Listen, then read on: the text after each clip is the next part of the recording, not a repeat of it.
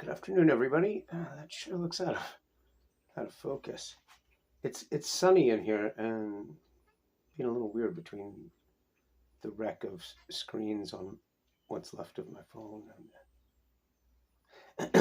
Hello, everybody. I'm your host, Rogan. Uh, uh, haven't gotten ready to do that walkthrough yet. Cleaning and packing in here has reached the stage where you think it's all tidy, and then suddenly there's a huge heap of mess on the floor because you pulled something out. Literally right now there's clothing everywhere. I'll try to get to that in the next hour or two.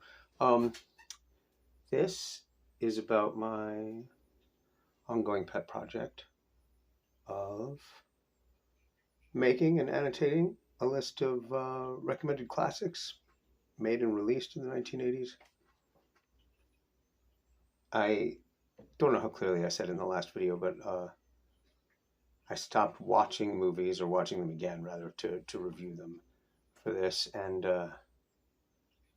made a list of all the 80s movies I know so well I can just speak spontaneously to their greatness, or the few I've seen recently, and added to the list. So I put those in the order of calendar release date. So I'm moving through 1980 week by week with this. So, I mean, I gotta start watching new movies too. In terms of being utilitarian, in terms of function before form, making movie review videos that just straight recommend great movies that you may not have seen because they're old, that's just as useful as it gets, right? But as we all know, real criticism, especially in the age of the internet, real reviews are about mockery and savagery, especially when you're going after the Goliaths. You write a vicious, funny, bad review, perform a vicious, funny, bad review of anything, but go after Marvel or, Stephen King if you get an honest, open shot. If you got something to say that'll fit that. Venn diagram, being an evil, mean bastard, tagging contemporary living classics, much loved everywhere. It's not just clickbait, it's just fun. That's just more fun. And also, honestly, I watch several YouTubers who review movies be forced to back off of covering the new movies that matter culturally, because, like, you tell the kids a Marvel movie sucks and you get death threats. Like, really? So, fuck that and fuck them. We'll get there. I'm going to start covering new movies so that I can chime in on the current state of the Gestalt. I say all this about being mean about Marvel movies and Stephen King and such, but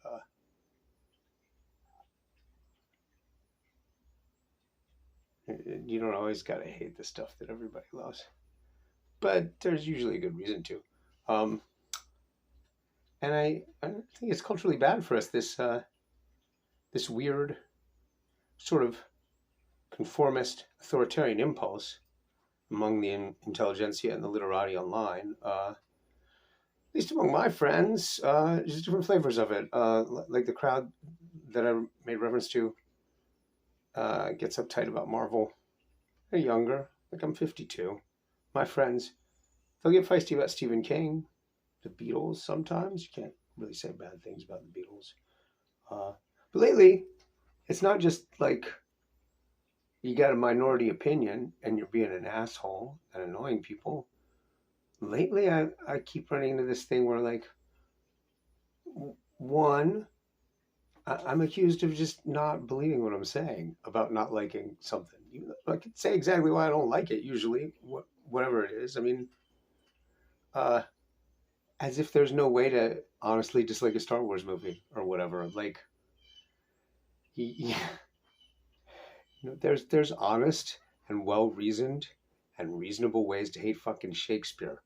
So, like, settle down is the message here that I would like to convey with my future work in this regard and in this area. The other one I keep hearing, I guess it's related to. You're lying. You can't possibly hate a superhero movie. Sounds ridiculous, man. 20 years ago, most of the adults I know, I would have had trouble making them read a superhero comic book. I probably still would, actually, but they're keeping their mouths shut now because y'all who like the Marvel movies are a bunch of little fascists. But maybe that's why I feel like I, as a critic, should be trying to combat the weird, problematic impulse I'm trying to describe in the community of culture nerds. I sense fascism, so I want to punch it in the face. Not honestly liking them is one, and the other one I keep seeing lately when this comes up is I or others who do this, that is just write raving, lousy, negative reviews, are doing it to be cool, and it's really just not cool to try to be cool. And even if it were, that ain't cool. Being mean to a book or a movie. I'm not sure what cool has specifically to do with that. It's like a y-axis, and we're talking about something on a different chart.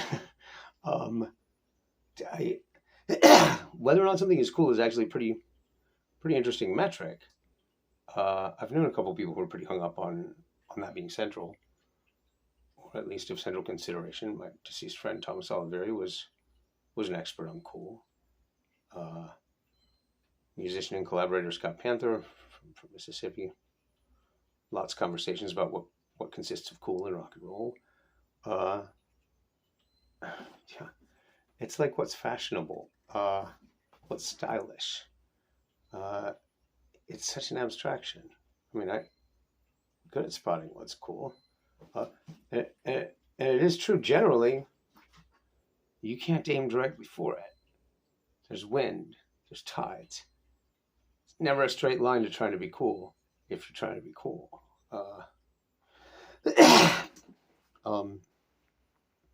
I'm not sure what it would ever have to do with writing reviews of anything. Writing reviews, I'm not sure that's ever cool. I don't know, Lester Bangs maybe. And what's his name? Cameron Crowe, maybe those guys made it cool, sort of. Guys who wrote for Maximum Rock and Roll back in the day, they must have been cool, right? By most standards. I don't know.